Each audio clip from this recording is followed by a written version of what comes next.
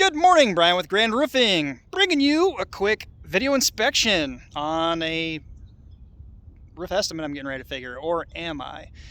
Do you guys want to go along and see a quick walkover, real quick live? I think it's December 9th maybe. No, I think it might be the 10th. I don't know. It's Friday, the 9th or the 10th, December 2021. So let's do a quick walkover. This home is vacant. Let me switch around the camera here.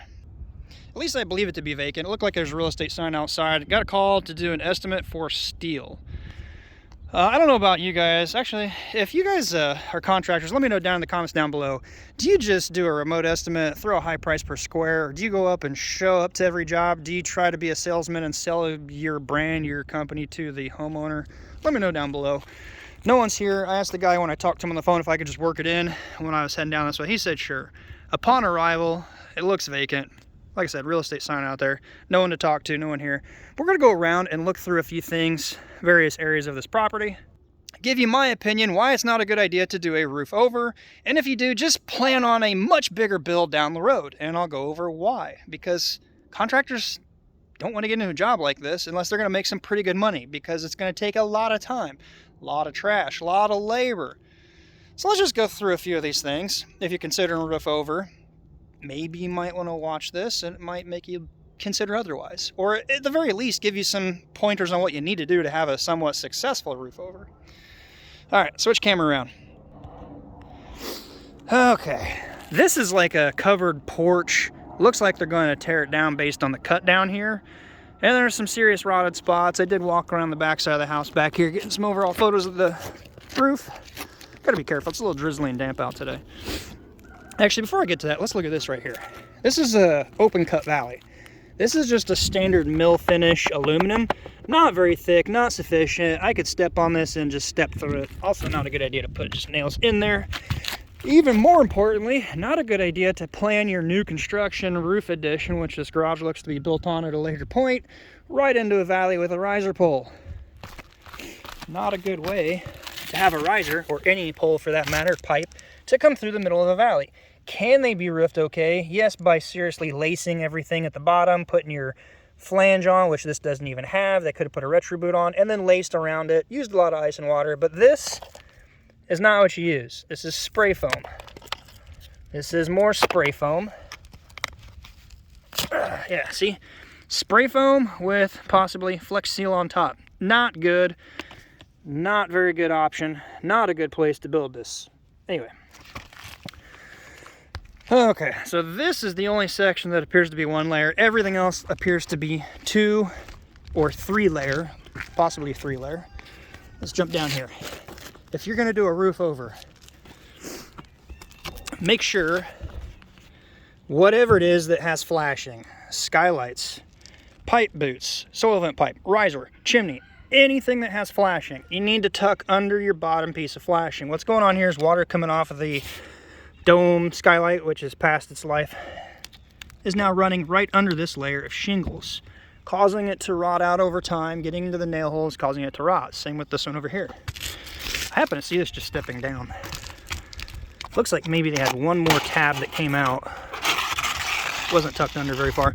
But what I wanted to show you here, layer count. There's 1 layer. There's the 2 layer. Looking up under there, it looks like there's some drip edge, so there could even be another layer up there. Looks like there is some fascia board added on at some point. Yep, there's appears to be, back up a little bit. There's a new fascia board, there's the old fascia board. Just nailed over it, so could have a nice hidden surprise of another roof layer under there. I would have added something out over this siding here. Never good to have your siding flush with your fascia. You get water trickling back in. My guess is it's just driving right down into that wall right there. All right, let's look at some more stuff. Judging by that pile of trash down there and the home being sold and that tar being fresh, this was probably a homeowner doing it yourself, a DIYer that didn't read the instructions on a package or didn't reference any videos. Not saying it like that to act bad on the guy, but maybe save some of you guys in the future some headache and some big expense, because it's going to need to all come right back off.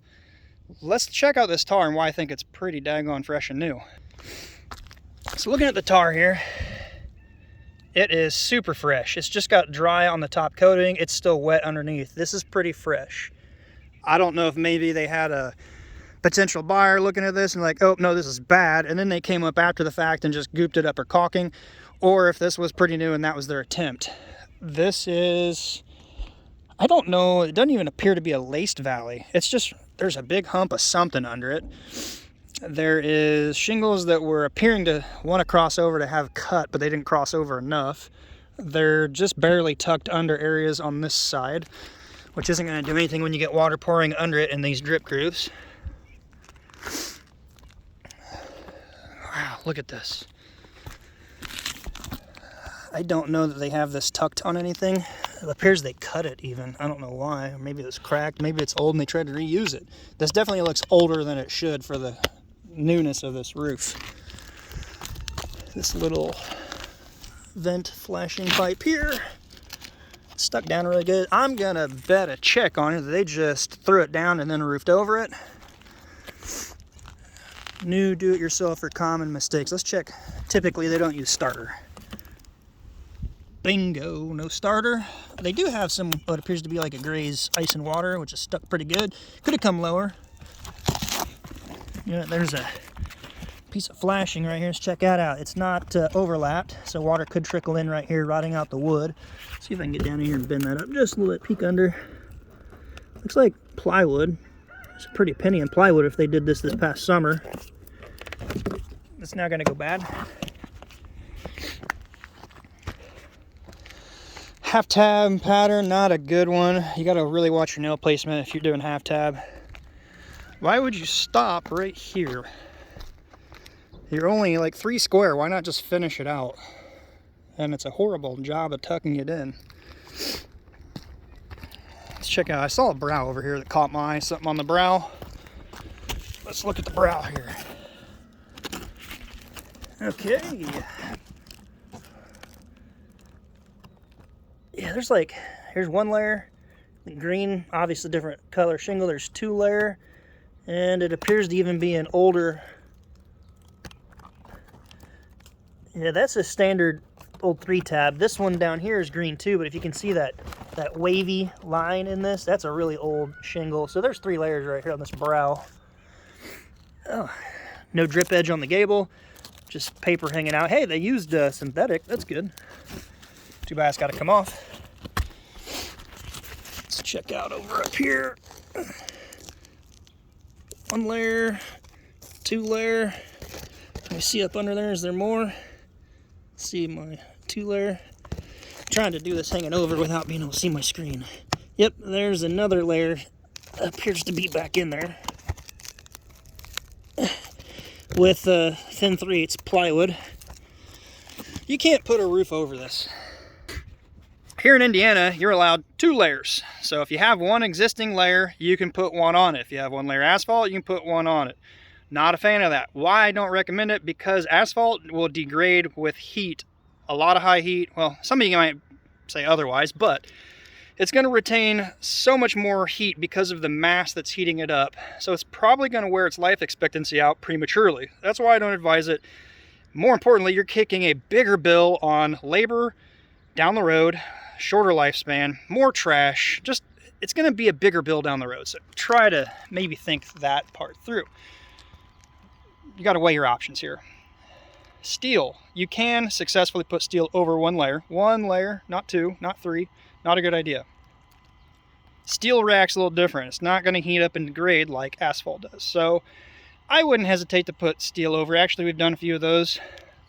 But you can't do it with 2 and 3 layers. You'd be breaking some some code. Here in Indiana, 2 layers. So definitely can't do it here. It's already got more than 2.